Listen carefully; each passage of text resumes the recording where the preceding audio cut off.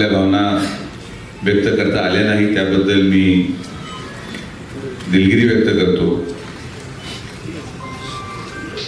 साहेबांचा प्रवास एवढा मोठा आहे की प्रत्येकाच्या जीवनाला स्पर्श झालेल्या व्यक्तीने इथं जर आपली भावना व्यक्त केली तर कदाचित आठवडा सुद्धा कमी पडेल।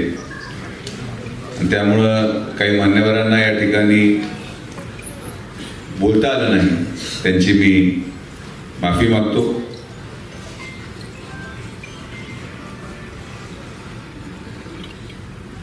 यापुढे येत्या 5 तारखेला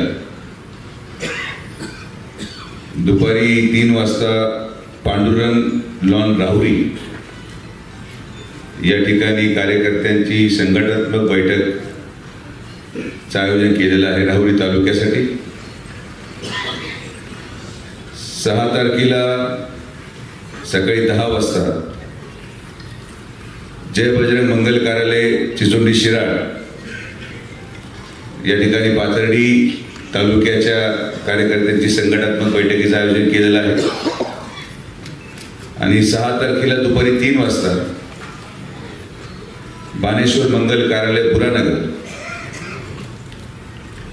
या ठिकाणी नगर तालुक्याच्या पदाधिकारी आणि कार्यकर्त्यांची संघटनात्मक बैठक आयोजित केलेली आहे। आपण सर्वजण त्या ठिकाणी याल ही अपेक्षा व्यक्त करतो।